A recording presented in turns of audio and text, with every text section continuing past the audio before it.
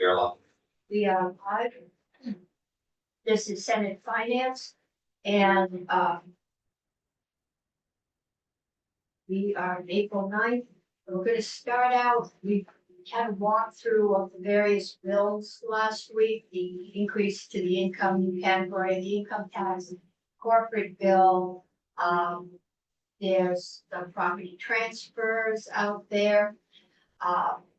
And Bill Driscoll was asked to come in and talk to us about the corporate tax. So Bill, he's been seen with this commission a while. Oh, it's been a while. That is the heater. It's done it before. You can file a complaint with Sergeant at Arms. You wanna go get it? Go ahead. It might be exciting with yourself. That is making kind of a high pitched squeal if you're close to it. Machine. The machine. I'm sure a witness would be upset with not being able to hear it Because of the heat, yeah. on there. Okay, so Bill, the floor is yours. Chair, thank you very much. Director William Driscoll, Associated Physicians of Vermont, representing primarily manufacturers in the state. It has been a while, and I can't tell you how touched I am to hear you say that there's really practically nobody on the schedule today. You must have been working Well, I'm yesterday. good there. Please, I appreciate that. Yeah, so, what I'd like to do is just sort of, in broad strokes, walk through our concerns with the corporate tax provisions that are in page 721, and as you know, page 880 as well. And if you have to follow up in writing and further testimony over this, everything that's going to get for you. So to start off, I just want to appreciate the fact that you folks are taking some of these bills that have had somewhat unrelated tax provisions tacked onto policy bills and separate them and have a more focused discussion. We were kind of concerned with that approach coming out of the chamber. Hopefully, it's not traditionally how these things have been done. Hopefully, that won't be happening in the future. So we appreciate the approach you folks are taking. I think one thing I want to start off on, just because it has come up a little bit, I think in some of the briefings that you've had or background discussion as to whether this is relevant. As you know, previous legislature, you folks enacted a single sales factor apportionment. And what that means is basically follow on a similar reform a couple of years ago for service-oriented businesses. This affects tangible goods, where the Vermont's share of national income and apportions for itself for taxation is really based on income earned in the state. Right. Which has many advantages, and it's just good solid policy. However, I think some people have suggested, and this has come up in the House as well, that because corporations are subject to tax based on sales in the state, a lot of these increases, whether it's an increase in the corporate tax rate or the taxation of certain foreign income, should not be of a concern, or if it's a minor issue. And I just want to stress that would be a mistake to think of it that way, for a couple of reasons. One, single sales factor is certainly an advantage for those who export goods, so for manufacturing. It can certainly mitigate their what used to be their tax liability. However, there's many companies out there that are not that kind of profile, so they don't get that kind of insulation or protection from single sales factor.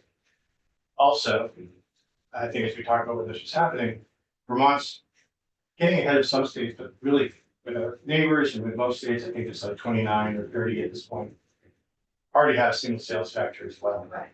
So if you're looking at our competitive position, even against other single sales states, our rates and things like that do matter. So it doesn't make all of our concerns go away about this. And so that's just sort of general thing to shut down with.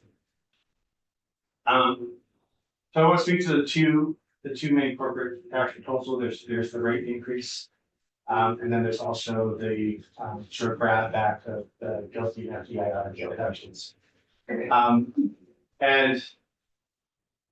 I think although these provisions were added to 721 and 880, there was no sort of policy reason for doing that. It was basically tax proposal looking for a vehicle. So in terms of policy reasons for why these proposals were being moved forward, there are a couple of ideas put forward. Which I think they'll necessarily hold up. With regard to the corporate tax rate increase, you know, it is concerning that that would make us the highest rate in the country. And if you look at other states that are, say, close, so we're going from 8.5 to 10.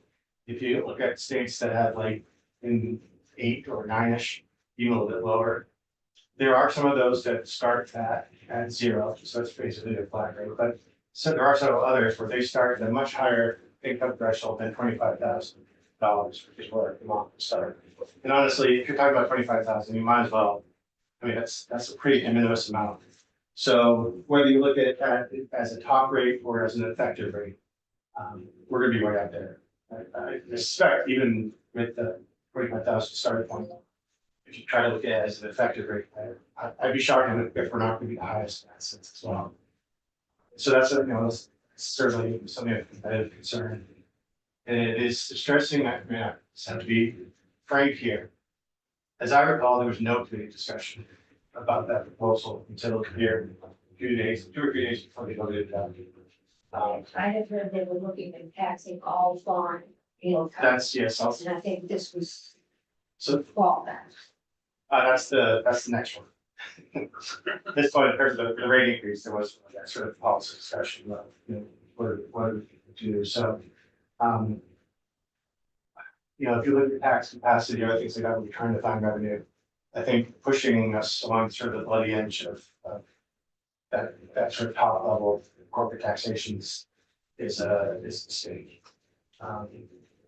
So leave that for now. But now turning to guilty. I'll talk about FDII sort of briefly at the end because guilty is sort of the main thing here. And yes, there had been quite a bit of discussion of trying to look at worldwide combined reporting. And just so folks know, so we do unitary combined reporting when the water is net shares, what general practice is. What that means is we look at what are the national sales of a extended corporate family, what are the Vermont sales for that family, and then that portion, that percentage is then applied to national income, and that's Vermont's take there. So there's a lot of discussion, more background than like policy consequences, but trying to go worldwide income, worldwide sales, worldwide income, try to figure that out. And there's many reasons why that's both difficult to do and not necessarily good policy. Sort of at the last minute, this guilty proposal came up as a substitute. So to be fair, there wasn't necessarily a lot of time to delve into the policy pros and cons. But in terms of reasons why the proposal to do what's proposed for guilty, which is again, as I think you got to run through. Right now, the federal government gives a 50% deduction against it. And Vermont is linked directly to that as a pass-through, which is currently the highest anybody taxes guilty among those few states, among those states that do. So by applying that deduction back, we're basically taxing 100%, which is twice what the US is. The reason for that, it was kind of in many ways the same kind of sort of policy goals or rhetoric narrative around worldwide reporting. And there's been concern out there for a couple of things. One, there's always debate whether or not corporations are paying their fair share of taxes overall. And then there is concern about international companies locating facilities in countries with relatively low tax rates for strategic reasons. And some people don't think there should be policies against that. That's been going on international level, hasn't it? What's that? There have been some efforts internationally to start limiting. There have indeed. And you keep anticipating my testimony. And then it's also concerned about whether, this, this kind of got into why we went to unitary defined reporting domestically 20 years ago as well. But concerned about whether companies can sort of shift the residents, if you will, of their intellectual property overseas and therefore somehow, reduce their tax burden overall, sort of like sometimes called profit shifting or something. So that's sort of the sort of argument why we should be looking at taxing GILTI. That's frankly why GILTI was created in the first place in the 2017 Federal Tax Act as a way to try to go after these issues. The concern is that it doesn't really address that at the federal level, and then when you try to apply it to the state level, it makes even less sense. Let's try to walk through that relatively quickly. So GILTI is supposed to be a proxy for intellectual property income, this thing shifted around. Except as a proxy, it isn't actually a measure of intellectual property income. What it is, it's foreign income with it's a 10% deduction for tangible investments, tangible property investments. The theory being that somehow is a good, tracker for intellectual property income. But first of all, that's a pretty rough thing on its face. And then there are going to be companies like legacy manufacturing, so manufacturers with depreciated facilities overseas, or say financial services or other companies that don't have a lot of tangible investments. So you're basically just taxing their income, regardless of whether it's technically IP income, and regardless of whether it's been shifted or anything, it just happens to be there. So it's really, again, it's a pretty poor proxy for what is nominally being pursued. The one thing about federal law, which you could argue maybe kind of approximates this, is that the feds allow a credit against the taxes you pay in foreign countries. Now, what does that mean? That means if you have facilities in a low tax country, it's a low credit. You have facilities in a high tax country, it's a high credit. So again, it's still a roundabout way to do it, but at least it has the semblance. Yeah, it has the semblance of trying to do that. Problem is, states don't have it. So when a state taxes GILTI, it doesn't matter if you're in a high tax country or a low tax country. So you're not even really pursuing that policy. So it's really not accomplishing what it's nominally supposed to. And in terms of what's fair or not, Vermont and New Hampshire. So Vermont, you have taxes the full amount the federal does for GILTI. New Hampshire does as well. We already had existing taxes on foreign dividends and whatnot.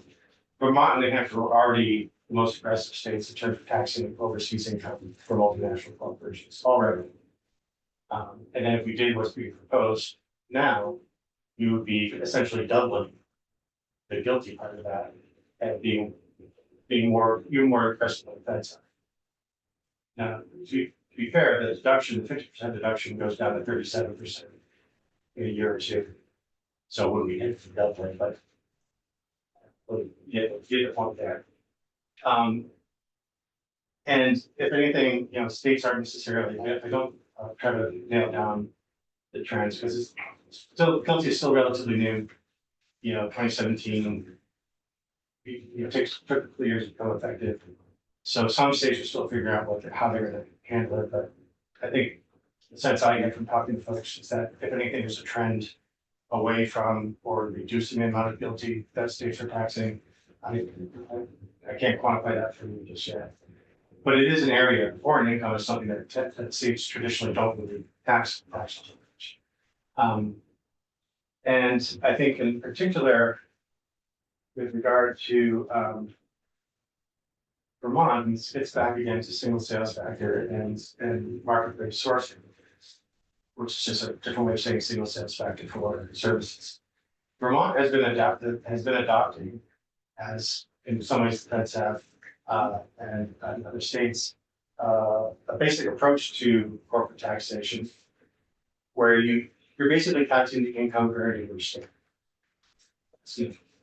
And I think that's a very good, I think it's a good principle, I think it makes a lot of sense. Taxation of guilty is completely contrary to them.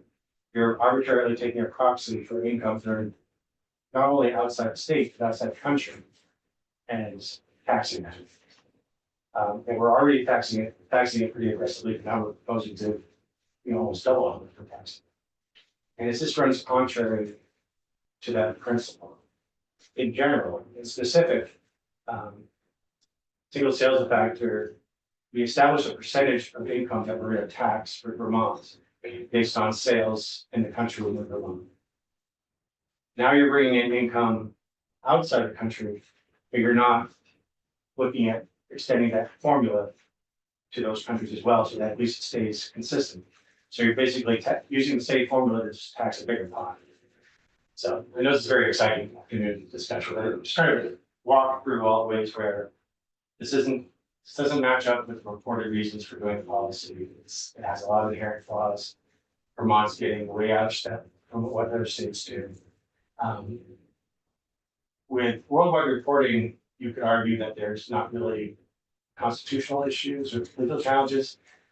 Guilty taxation is not a fully settled area of law. Fair enough, it's been a number of years and there hasn't been challenges, but we're still a lot of states are still feeling their ways through it too. So I'm not saying that there would be lawsuits, but can't rule that out.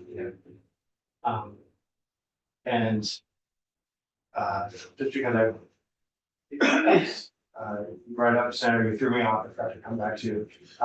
You actually have it a lot with the previous national, in terms of rates, things like that, but the motivation to shift profits into being in the system has been not only been dramatically reduced to date, but there's still more things that are coming. So. Is there right now, compared to what there would be under this bill, would there be any reason for companies, particularly larger companies that are multi-state, multinational, to move their businesses outside of Vermont because of this taxation? Or would there be significant reasons not to move to Vermont or to have any activity or sales in Vermont as a result? Or is it that, we're such a small piece of the puzzle that we get lost in the roundings? Right. Yeah, I heard the term crumbs thrown around a couple days ago. These things together is over $30 million. That would be crumbs. In terms of, material impact like that, it's hard to say because it's very case specific in terms of how big the burdens would be for any one individual company. And it'll also depend on what kind of a company is and how and why they have a taxable nexus and exposure to Vermont corporate tax. So, it is hard to say. It's certainly conceivable. I guess what I would say is that the message matters. I think for Vermont to go out of its way and tax multinational corporations much more aggressively than anybody else does for really no demonstrable reason other than just if you want to get more money. That has an effect. One of the questions would be in terms of some of your members, to the extent that you as an intermediary are able to provide anonymity, can some of them give us an idea of what the impact on them would be? Yeah, and we are in the process of doing that. It's trying to wend your way from the ground up through a multinational corporation to get. Well, what would the impact be on them? And based on just their expertise regarding their industry or businesses like theirs in general, what do you think the effect would be on Vermont as a result? Yep. It would be useful to hear that. It would indeed. And certainly working to try to do that. So. There's like 3 questions, 2 background and then 1 other one. So did you say the 2017 Tax Act is when this was implemented, and prior to then, was all of this income not taxed at all? So, so this proxy for property income did not exist. I couldn't speak to whether there were other ways to ensure. We did a portion of your sales in the state, but we also did your payroll, your facilities. So going to sales in the state only helped some corporations here, who probably do most of their sales outside of the state, but have manufacturing facilities, offices here. So when we did this, the goal was to not penalize Vermont companies who may not be selling most of their products. And with regard to Guilty, it was a federal creation, but it was part and parcel of many different interrelated pieces. Like, you had the creation of Guilty tax, you had the credit against foreign taxes, you had rate reductions and changes like that. So there are lots of different interlocking pieces. We were supposed to try to smooth some things out. But Vermont's tax code and tax system wasn't part of that, so we don't have all the other little offsetting parts that make sure everything work. We just, because we were linked to federal taxable income as our starting point. Guilty just flows, the tax increase of Guilty flows through to Vermont. But the offsetting things like the credit against foreign taxes doesn't. So in other words, it's not really, it's kind of like a collateral damage or collateral effect that we have this phenomenon here in Vermont. And it's not a design like it is federal. Could we give credit to that foreign tax credit, or is that just bewildering of a notion being proposed in Vermont? So to try to replicate the system as a whole at the state level, I expect that would be more trouble than it's worth, but it would definitely take the staff. I mean, we couldn't do it. Take control of the tax department, actually. But my last question is it relatively safe to assume that these multinational corporations probably have migrated more often than not these operations that are generating these incomes to more favorable tax jurisdictions, and it is less likely that they are actually putting them in high tax jurisdictions, thus double taxing. And partly why why the feds adjusted this code is that corporations were finding these areas to move these dollars where there was much lower taxation to achieve that benefit. So I think that, well, tax policy matters, right? So certainly, as new facilities would be built around the world, I think lower tax jurisdictions are certainly more attractive historically. And that's what sort of has led to the motivation for a lot of these things at the federal level. That being said, however, those, like, as we were sort of speaking earlier, the United States and the OECD, sort of the main economic countries of the world, have already taken significant steps to kind of level that off. And there's a few more steps still to look. In fact, frankly, a lot of the elements of the 2017 Act here federally were part of that. And then the Europeans and others have done similar things. I didn't realize that North Dakota was a safe tax haven. I don't know what they do, but they were on the list. So, And unless I was throw there, FDII, that's simply an incentive to try to reward people to keep their intellectual property here, based here in the United States. I don't know why we would want to undermine that. By taking it away. okay. Any questions? Okay, thank you. We don't have Phil. It's tied to another, whatever it's funding somewhere in the bill. But if it makes it out of the committee, which I don't know that it will, it will come here. And you happen to talk to anybody further in the hallway or come back and help find this is your. Well, if we take it up again, I'm sure you'll be here. I will. And you have some written material coming to us? I'll follow up with that. Okay, that would be helpful. Stephanie, we have to do some rescheduling tomorrow. We just found out that the budget is coming out Friday. And that means any taxes needed to support the budget have to be done by Friday. So are you prepared? I've got you on the agenda for tomorrow. Could you talk today at all? It's gonna be stuff you, not me. So I don't have that prepared, because it'll be the executive director of public assets, so. Okay. Tomorrow would be better if that's Okay, okay. if depending on how we have to juggle it, may get moved. We'll find if we get the people we need. Thank you. Okay. Sorry about that. So committee, I found out at 11:30 today that the budget, they hope they're finalized by Friday, since, it's gonna be a committee, wrong committee on these.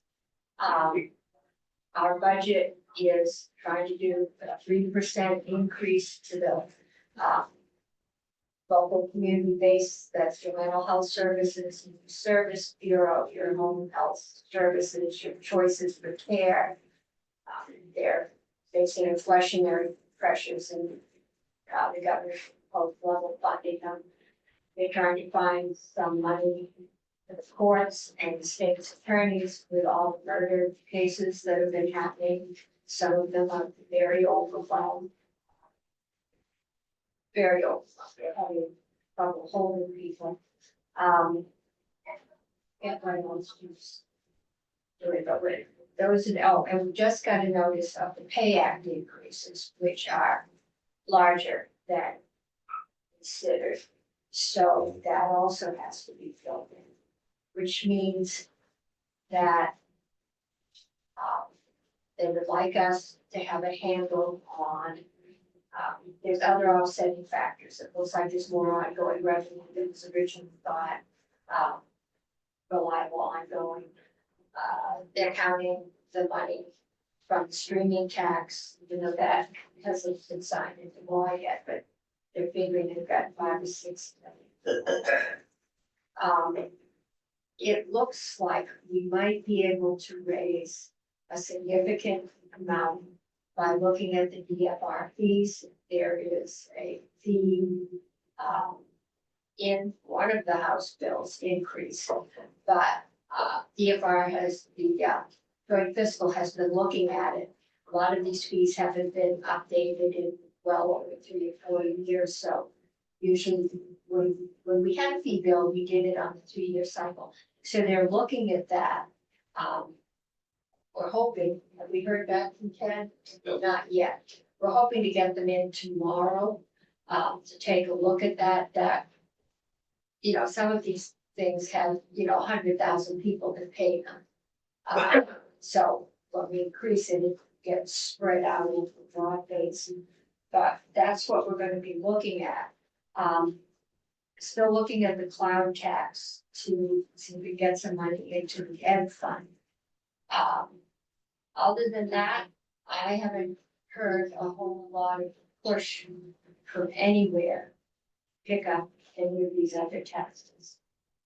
But we will continue to look at them and see if there's something that might get done. Other than what you've mentioned, appropriations committee has said, we don't need anything, not asking us to do anything. Yeah, as soon as they get all their numbers crunched, they're gonna send us a number. But just off the envelope today, I think they've got 10 along going. They need, well, before they got the pay act, they knew, I think they were looking about 20 million to do things like the community-based services, the courts. So we're looking at somewhere probably between 5 and 10 million raised to maintain services and, well, they're trying to get some money for flood So that's way there. not the cloud tax there. The cloud tax, no, the cloud tax would go for education. It's a sales tax. So their request for us outside of the area of education is. Somewhere between 5 and 10 million. But I'll wait to get the final number. This was back of the envelope stuff. Well, they were bringing their hands, if they didn't have enough money to do X, Y, and Z, but There's still a lot of things on the wall. And chairs are going to be putting in their priority. They've got 3 bills on the wall. This is priority 1, 2, and 3. There's still other House bills in progress. And they're anticipating several weeks of, um, just conference committees. Because the House stayed right within the governor's box. And the Senate seems to feel that we need to support those ongoing services. So And politically, it's gonna do it. over and above what we've got. But that's, I don't know what they're doing with housing money, but I know they'd like to find some money. If we could raise more than that, they could probably take things off the wall. Doesn't seem like enough. No, I'm just, the process usually is that the appropriations committee says this is what we need to fund state governments. That's what they're saying. And the figure is $29 a year. Well, the figure to raise is closer to 10. And they think they've got 10 ongoing additional revenue that you got to say so. So, here's that question. But that's what we do. I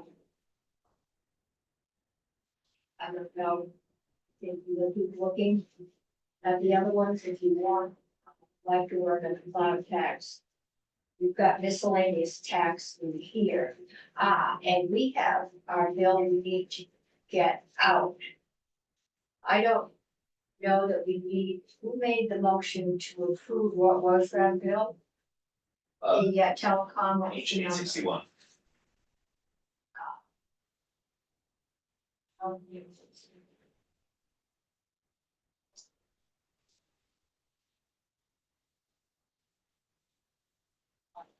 And there's a couple more coming to us. There is a Medicare cliff where if you go on Medicare, if you've been on Medicaid and you go on Medicare, you suddenly have a lot less, it costs you more. I think it's $60 million to do that. That's the lowest price, but they're like, I know, the healthcare advocate, this has been his top priority for a couple of years, so that's going. Page 657 came to us last Thursday, and I believe there's some revenues in there, and Senator McDonald was asking some relevant questions. I'm just There curious. is, I have not read the bill, that's the telecommunications, yeah, telecom. That I think is looking at the service fee. 911 has been running in the red for a number of years, so, we'll get that on for a walkthrough. We actually have it scheduled for tomorrow.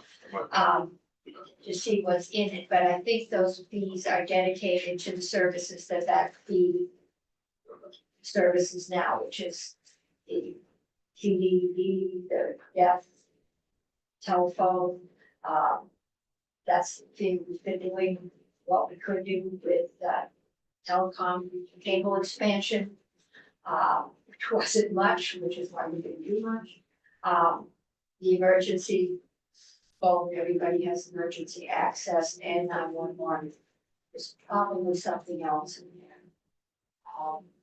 I've heard it. But I don't think that's money that's flowing freely to any fund. It's all just trying to get 911 basically for black. So there's been discussion about having a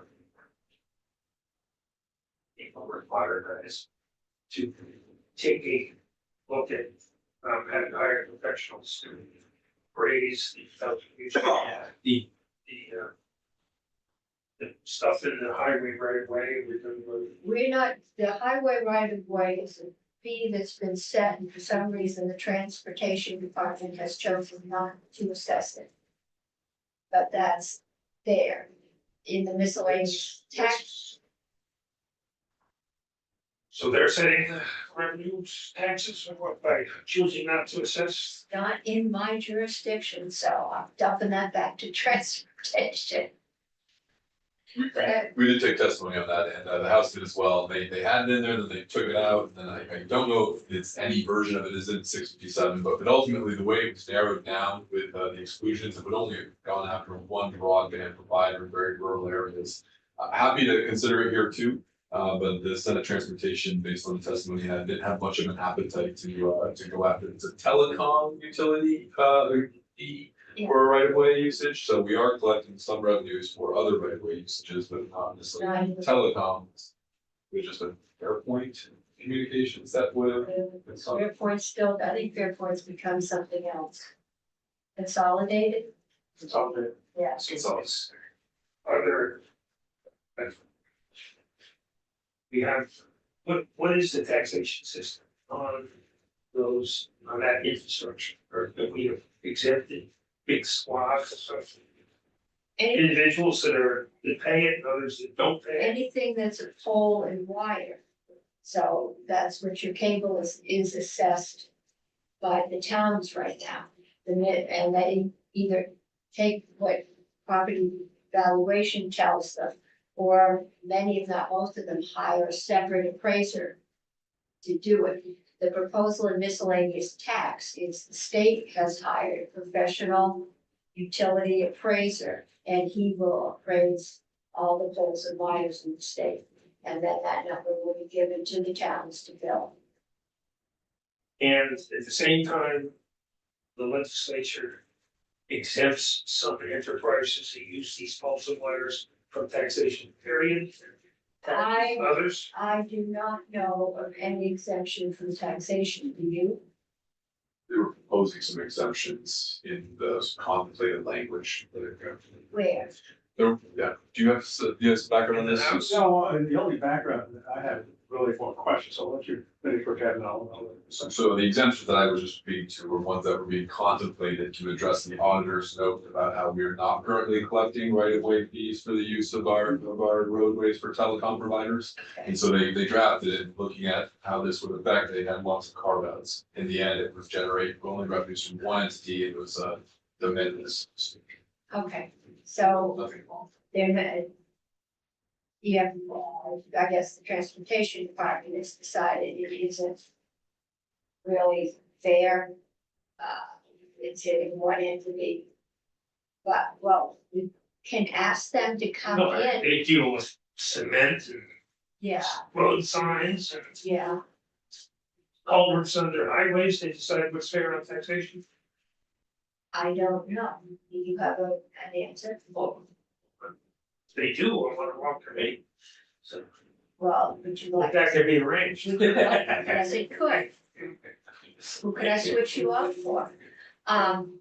We could have them in to explain to us. Would you like that?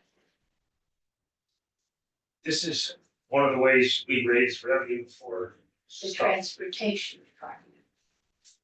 To be Rob White, so he has I keep asking for an articulated summary of why we haven't been collecting this. He verbally speaks to it. They promised us the letter that they were going to be composing soon to the auditor, responding to why they're not collecting this revenue. But Rob White will be able to speak to what I think is. Would you like to have Rob White here? Sure. Okay. It's a question that I've been asking for a very long time, is we have a statute that was supposed to acquire.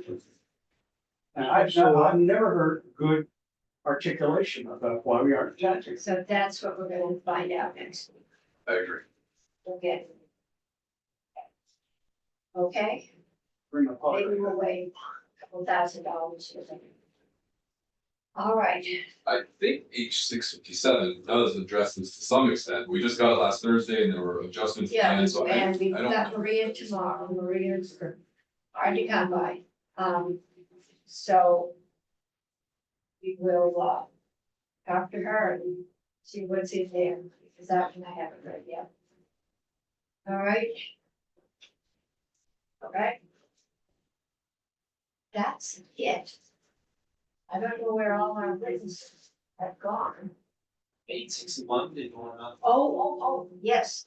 We need to revote H61, and Kirby sent us The language. a new language draft. In my email somewhere, you have a copy? That is the record of action. They're posted It's posted for Friday, I'm doing, Okay. those we were revoting it. Okay, so Kirby's is new. Is posted. Let's see something for today, Tuesday, Okay, strike all of them. But then I also listened for them. Which one is it, 861? This Yeah. is the strikeout, but I thought, just like so everybody just said, I thought we were just appending.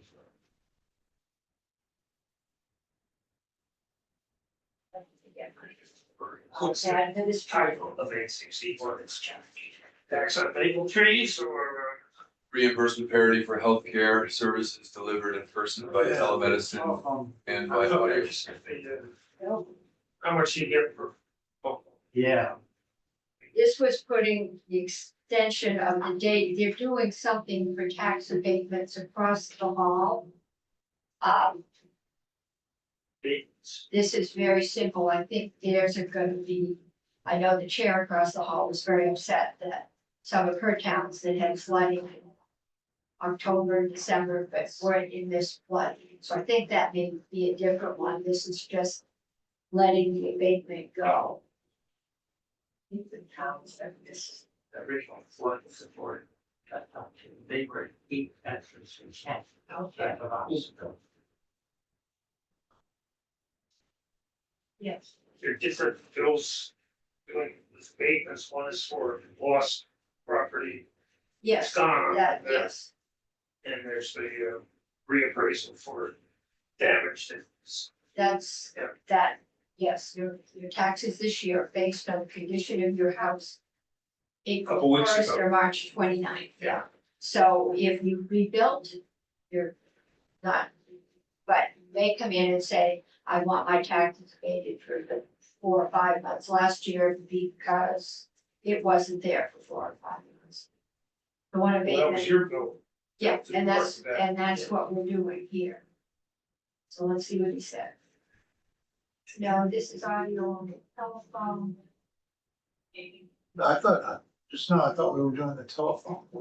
Yeah, it is on the telephone Yeah. bill. We were rejected by the January 1st. I wanna make a comment about the Oh, telephone. okay, he's rewritten this. What did he do? We voted out the bill, We voted it, because our yes, center on Tuesday approved something, then we had a conversation, she withdrew her motion. right, And I went through and and then somebody said, remember the abatement. voted as amended. And then I thought at that point. Were we just gonna reach the floor? We had already voted it. Yes, we did, and the form of the amendment was, and I thought Kirby sent me this morning. Oh, I mean, it's, because it was, remember, it was just roughed out to section X. And it did say we were voting to amend and all that Can stuff. you check your voting record, but I'm pretty sure we voted that as presented, we made no changes.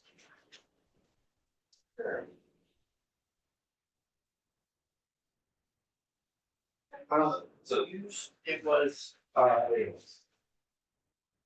was an unusual form of amendment, it did say our committee was recommending. We have 1.14524 amend bill with that draft. Senator Ray will. Yeah. And then report to take favorably as amended, they were both 7-0 votes.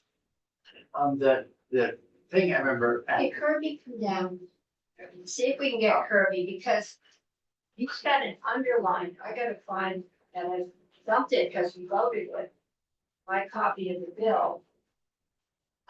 So here's what. What I'm looking for, he's got in section 2, some underlined stuff, is that?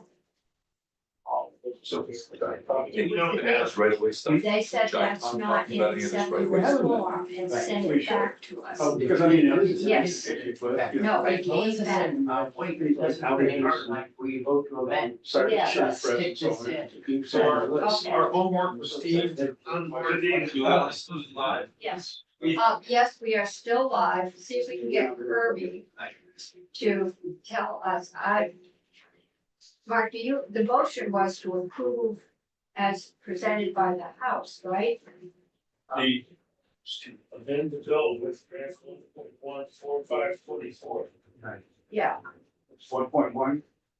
that was the amendment, right? No, we approved the bill And then we were to vote the bill favorably as amended, but the only amendment we made. He's got a health insurance, but same reimbursement rate for service. That it was effective. Yeah, is he free? Do you think he can come down? Melissa Hi, you Bill. said she thought they could fix it. She didn't like it because the effective dates were really messy, so what we have now is an adjusted effective You date. just did that. So, So this will be a cleaner motion for someone on behalf of the Today's meeting, posting, strike all of it. or did it actually get sent back to us? it got sent back to us. It was not allowed to go upstairs. Okay. So it has not gone A upstairs. much cleaner solution. Much cleaner solution. We didn't do a pocket veto. It was rejected, so we will. So one of those Friday One of those late Friday afternoon bills. I thought we had meant that. Where do we see the new approved kosher version? It's on the website on Friday. I see it on Tuesday today. If you refresh it, it'll be on Friday. I don't know where I'm supposed to post it right now, because I also Probably today. posted it as a committee report, which I need to change. Okay. Yeah, I don't have anything for today. I just have Friday. I'm sure it does though. They've never held my hand or And actually, not where. have an experience where a bill was voted out of committee was rejected for failure to properly complete what's homework. I think this is new for this committee and we Always the will, first time. there's always a first time. So we will see if Kirby can come in and straighten this out. What I'm getting concerned about. So this is all. It says he's in Ways and Means. I need him now. Um, Ways and means. Which it just said, I'm in House Ways and Means until forward, ... Ask him if he can take a 10-minute break because we need it together. Or just ask him if what he submitted on Friday, it looks like it's got a change in there. Is the bill? Okay, no, that's tax commissioner. Okay, we have an amendment here on Friday that says section 10. But I Ask think him if what he sent, drafted, no, that's what we did on Friday. it's Effective date shall affect on passage. and when you say section 10, are you seeing the letter text? Yes, yes. So that was his draft, because he didn't know what it would insert. Okay, So it's not really 10, it's X. it's X. And then it didn't reconcile, X is algebra. and it didn't have any deleting language, like instead of finance, goes to a balance. Oh, I think we that's- better find. The content was right, the form was. Patient for custom.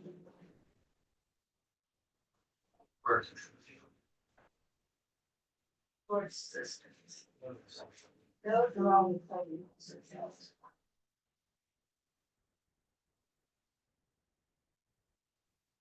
So this is 861, the duo.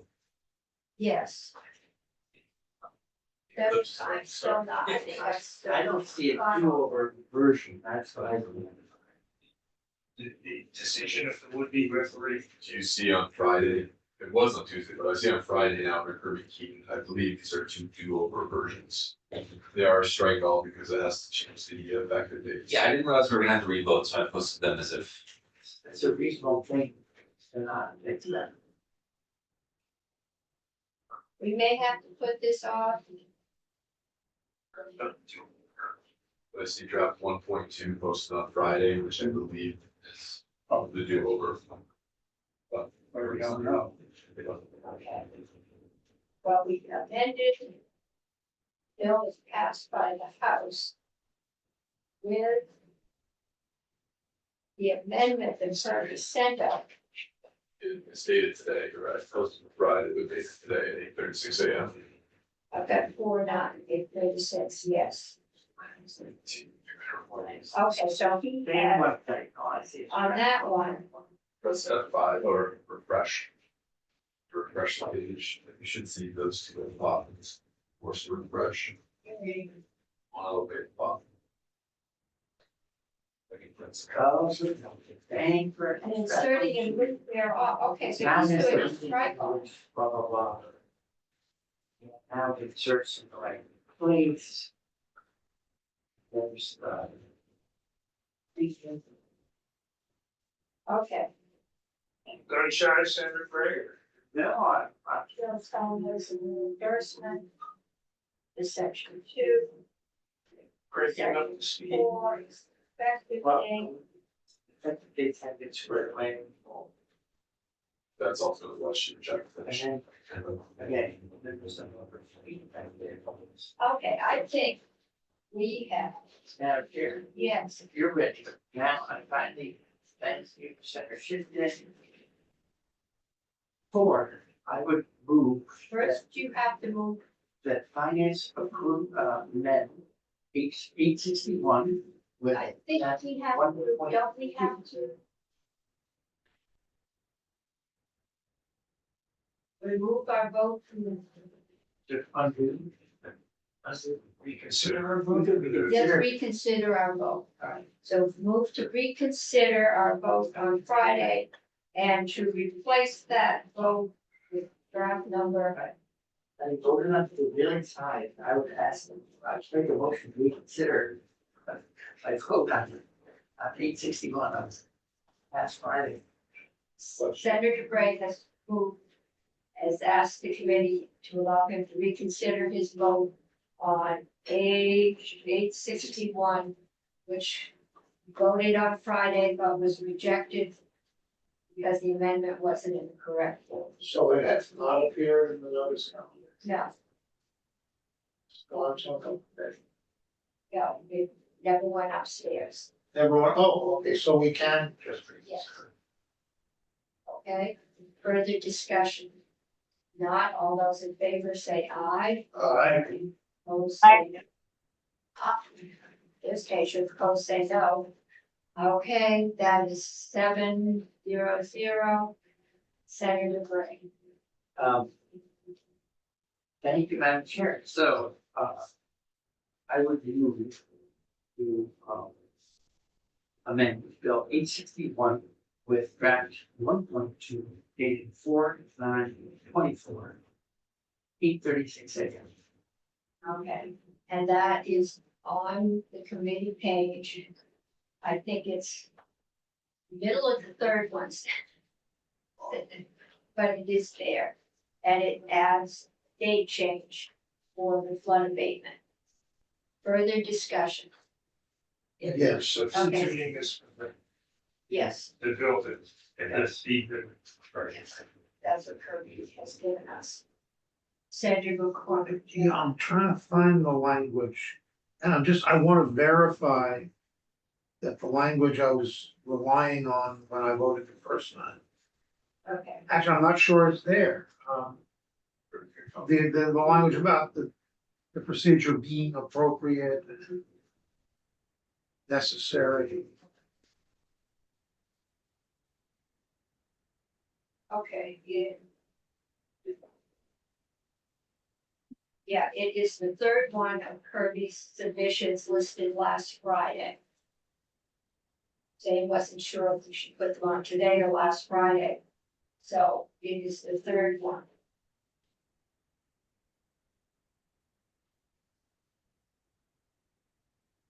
Find it? Hold on, I'm looking. Self-serve, Mr. Draft 1.2. I've got it right in front of me.